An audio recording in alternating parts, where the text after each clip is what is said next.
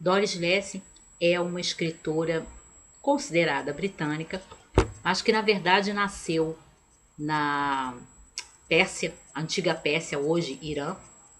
E quando ela tinha uns 3, 4 anos de idade, por aí, os pais dela se mudaram, compraram uma fazenda numa região da África, na antiga Rodésia do Sul, hoje Zimbábue. E aí ela passou a sua infância, a sua adolescência e a sua primeira juventude e só saiu da África aos 30 anos. Eu sempre achei que o país em que a Doris Lessing nasceu e o país em que ela cresceu influenciaram muito a literatura dela.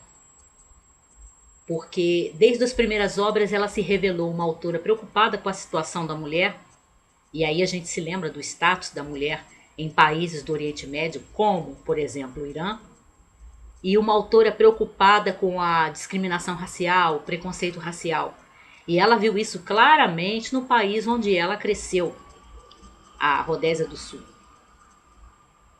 Mas eu queria chamar atenção para outros livros, não tanto essa questão do feminismo e do preconceito racial, mas outros livros dela que eu gosto muito. E aí eu queria fazer um rápido comentário, que são 3 livros dela que eu gosto bastante. O primeiro é o primeiro romance que eu li dela, O Carnê Dourado. Eu trouxe esse livro numa troca de sebo em 97, 1997, e curiosamente ele ficou jogado na estante. Eu só fui ler, me resolver a ler. Eu nunca havia lido nada dela, mas trouxe porque, né, tava lá e aí deu para eu trocar e foi assim, não me custou nada. Eu só fui ler mesmo em final de março e começo de abril de 2000. Ficou quase 3 anos na minha estante sem eu pegar para ler. E quando eu comecei a ler, quando eu fui avançando na leitura, eu fiquei assim, nossa, como é que esse livro ficou aqui, esse livro maravilhoso. Ele ficou esse tempo todo aqui, eu tinha um livro desse na estante, eu não sabia. O Carnê Dourado é o romance que provavelmente tornou a Doris Lessing internacionalmente conhecida. E foi alçado mesmo a um romance feminista, embora eu discuta um pouquinho essa afirmação. Mas o fato é que ele saiu em 1962, foi talvez o maior sucesso da Doris Lessing, pelo menos assim, o que a tornou mesmo conhecida, né, mundialmente. E ele tem praticamente, a grosso modo, 2 planos narrativos. Um é o do romance convencional, em que você tem os personagens que estão vivendo determinadas situações, que se relacionam uns com os outros, que acontecem peripécias nas vidas deles, e aí você tem um enredo, né, caminhando tradicionalmente, convencionalmente. E o outro plano narrativo são os cadernos de notas, que são anotações da personagem principal, da personagem principal no primeiro nível narrativo, que é a Anna Wolff, que é uma escritora. E aí, nesse segundo plano narrativo, que são os cadernos de notas, o carnê a qual o título, né, faz alusão, ela tem uma mistura de diário e de anotações de escritora. Aquelas anotações de esboços de histórias, cenas completas, ideias para escrever um conto, escrever um romance, e as partes mesmo de diário íntimo, em que ela não conta propriamente os fatos, ela faz aquela narrativa assim caótica, diferente da narrativa do primeiro plano que eu falei. Porque aí no diário você tem assim aqueles flashes ou de lembranças ou de conversas que ela teve com alguém e muito especialmente as impressões e as sensações e os pensamentos dela a propósito dessa ou daquela situação, a propósito dessa ou daquela pessoa que ela conhece. Eu gostei muito. Parece meio complicado pelo que eu estou falando, mas quem pegar para ler vai ver que não é. E ainda tem um prêmio especial nessa edição aqui. Essa edição, eu não sei se saiu em todas as edições, mas eu acho que não. Nessa edição aqui do Círculo do Livro, tem esse prefácio maravilhoso em que ela explica a proposta do livro, que ela fala da questão da teoria literária, de estudar literatura nas universidades. Eu até marcando uma série de coisas assim que eu achei maravilhosa, certas observações que ela fala. Ela fala muito da descoberta individual, de você Você se orientar pelos seus professores, mas você também confiar no seu próprio instinto, nas suas impressões sobre o que você lê. Muito bom. O prefácio dela também vale o livro. Independente do romance já ser muito bom, o prefácio dela é 10. O outro romance é esse aqui. Se os Velhos Pudessem. Esse romance é fruto de uma brincadeirinha inicial que a Doris Lessing fez, porque quando ela já era uma escritora famosa, ela resolveu experimentar e aí mandaram um livro, né?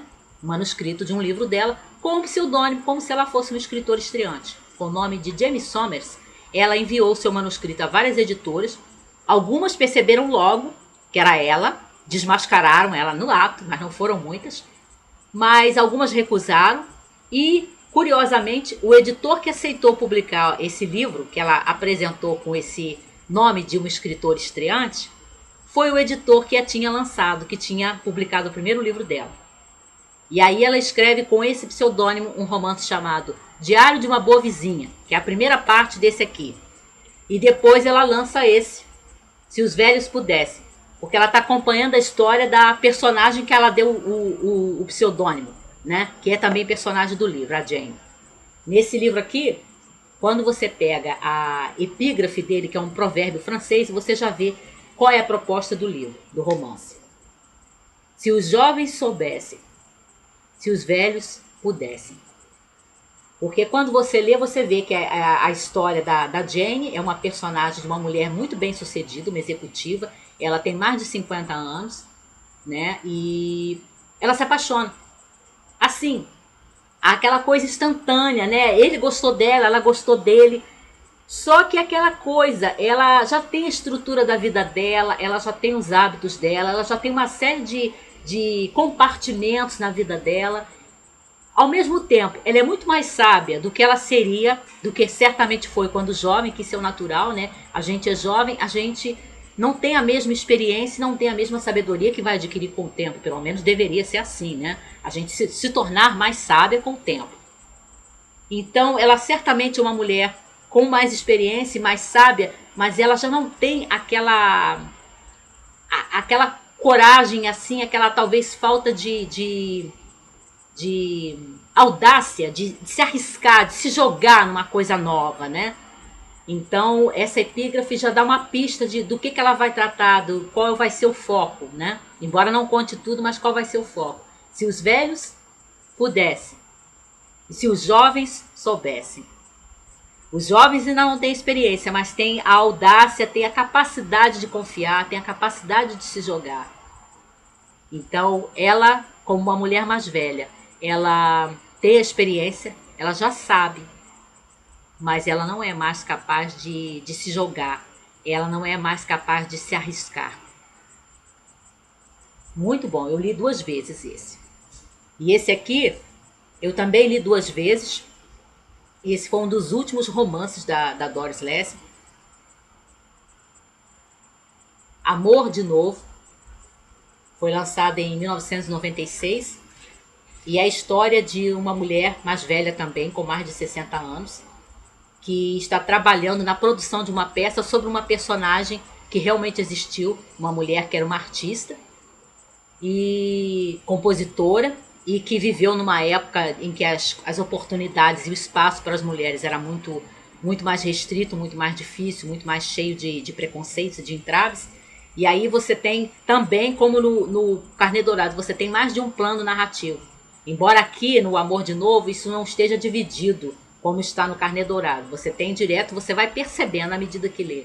Porque você acompanha a carreira, a parte da vida profissional da personagem principal, dessa mulher com mais de 60 anos, essa produtora teatral, do trabalho dela, de como é que ela vai trabalhar nas pesquisas da biografia dessa mulher que existiu, como ela vai montar a peça, quais são os atores, qual vai ser o diretor que ela vai escolher, como vão ser os cenários, todos aqueles problemas de uma mulher bem sucedida profissionalmente e que trabalha com arte, com teatro. E você tem a parte da vida dela emocional, que ela se apaixonar assim perdidamente, de uma forma que quase, há certos momentos assim, que quase tira a razão, né? Quase tira o bom senso da personagem. A maneira como ela se vê arrastada por aquela paixão ameaça realmente deixar ela perturbada, né? Muito bom mesmo. Amor de novo, porque vem numa hora que ela não espera mais isso. Eu até achei esse romance muito ousado, porque a gente vive numa época em que se espera que apenas as pessoas mais jovens se apaixonem. E aí ela escreve um romance em que a sua heroína tem mais de 60 anos e se apaixona. E passa pelas mesmas dores, as mesmas dificuldades, os mesmos dramas que qualquer pessoa que se apaixone.